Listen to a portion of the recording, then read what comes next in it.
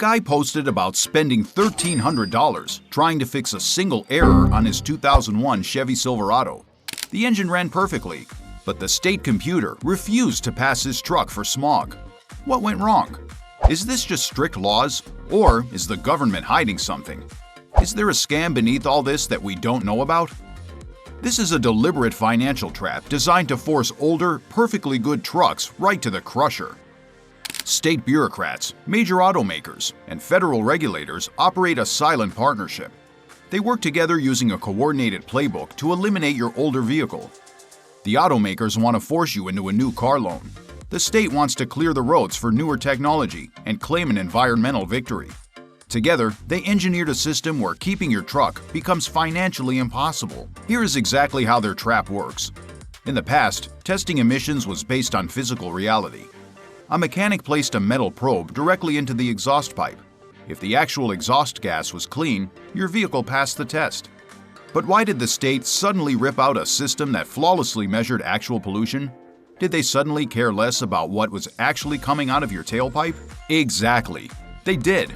For any vehicle built between 1996 and 2005, regulators threw away the tailpipe sniffers.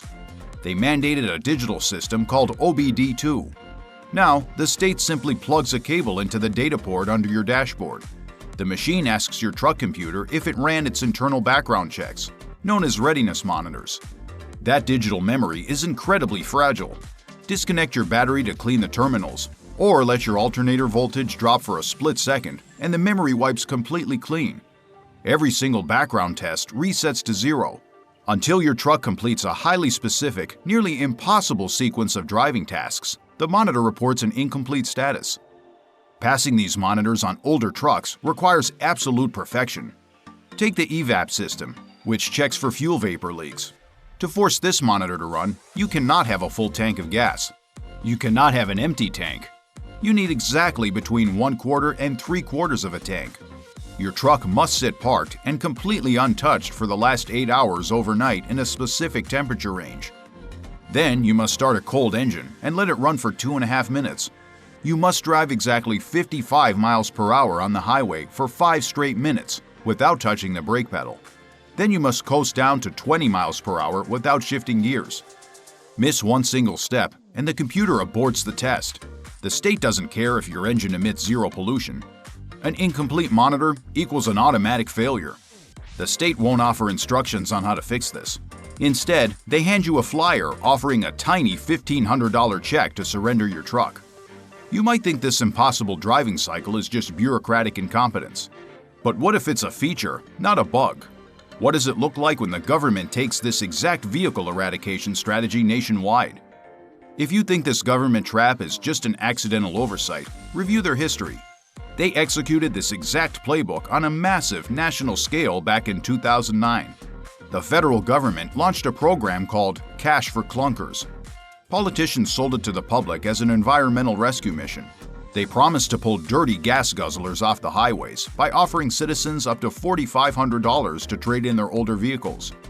But the program contained a dark and destructive mandate. The government legally required dealers to permanently destroy the engine of every single trade-in vehicle. Mechanics drained the perfectly good motor oil out of the engine pan. They replaced it with a thick, toxic chemical called sodium silicate. People call it liquid glass. The mechanics started the engine and held the gas pedal down. The liquid glass heated to extreme temperatures, crystallized, and hardened inside the engine block. The internal parts ground against each other violently. The engine screamed. The piston slammed to a permanent halt. The engine block cracked open. In 2 minutes, a motor that drove a family for 10 years was destroyed permanently. Dealers were expressly forbidden from saving the parts. Good transmissions, solid axles, and clean body panels were banned from the used market. The government sent every single vehicle directly to the scrap crusher. The program destroyed nearly 700,000 working vehicles in just 4 weeks. It was an absolute massacre of affordable, reliable transportation. They wiped out the supply chain of cheap used cars instantly. That means fewer options for you today. It functioned as a massive, taxpayer-funded clearance sale for the big automakers. The intent was never just clean air. The intent was vehicle eradication. The major car companies understand this dynamic perfectly. Brands like Ford, General Motors, and Toyota belong to a massive lobbying organization called the Alliance for Automotive Innovation. In recent years, they spent tens of millions of dollars on lawyers and political lobbying to kill right-to-repair legislation. Automakers despise it when you take your pickup to an independent local mechanic. They absolutely hate when you fix your truck yourself in your own driveway. They want total monopoly control over the computer inside your dashboard. They use digital locks and encrypt the engine control modules. This ensures only a certified dealership can clear an error code or program a replacement part. They know the truth. An old truck that stays on the road is a lost sale. Think about the brutal financial math of the state trap.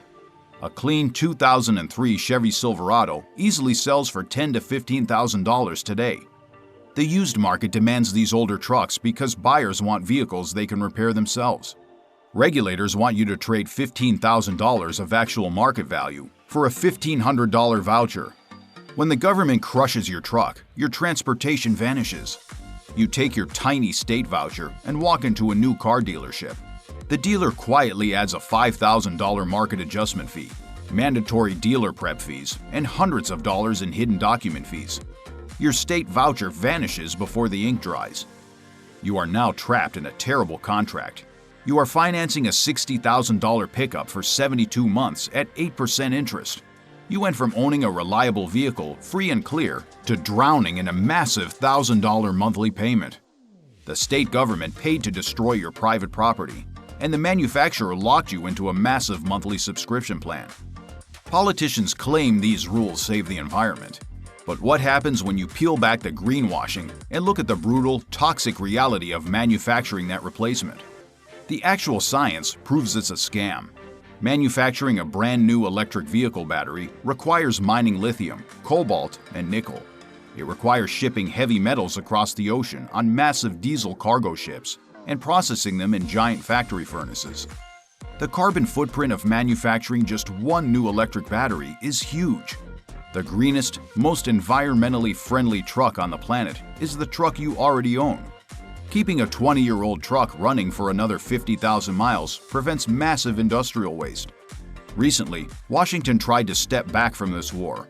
In February 2026, the Federal Environmental Protection Agency officially rolled back the 2009 endangerment finding.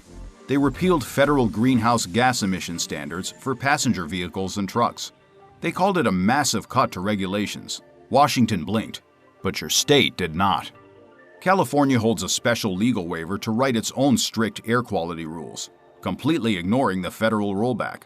12 other states, including New York, Oregon, Washington, Maryland, and Massachusetts, legally copy the exact rulebook from California.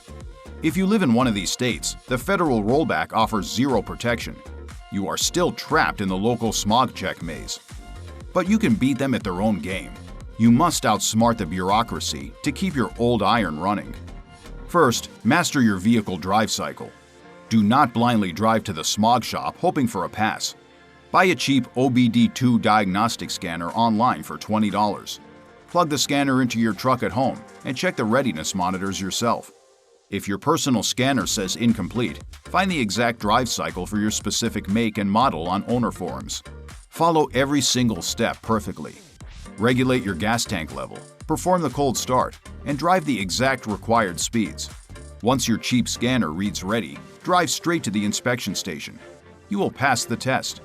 Second, learn your legal rights. If your truck fails the computer test, but the exhaust runs clean, you can fight the result. Many states operate cost waiver programs. If a certified mechanic proves the necessary repair costs more than the state limit, you can request a legal pass. The state inspectors will not offer this information voluntarily. You must demand the proper paperwork. If you live in one of the 18 free states like Alaska, Michigan, or Montana, you already face zero mandatory emissions inspections. But what if your job keeps you trapped in California or New York? There is a final, completely legal loophole. Wealthy exotic car owners use this strategy constantly, and truck owners can use it too. It's called the Montana LLC trick. You don't need to live in Montana to register a vehicle there. You hire a registered agent to create a limited liability company in Montana. That LLC becomes a legal entity that belongs entirely to you. You then legally sell your truck to your own LLC. Your company registers the truck in Montana. Montana requires no smog checks. Montana charges no sales tax on vehicles. They mail you official Montana license plates. You bolt those plates onto your truck, and you drive your truck legally in your home state. This strategy removes the state government from your life. It stops the smog check trap dead in its tracks. The system is fully rigged against the independent guy turning wrenches in his driveway. The automakers want to sell you a disposable plastic computer on wheels. The state wants to crush your reliable steel. Don't let them win. Learn the system rules. Use the legal loopholes. Keep fixing what breaks. There is an active war on old trucks. The only way to win is to keep them running. Refuse to trade your reliable truck for a massive payment plan. Keep the old iron on the road, and I'll see you next time.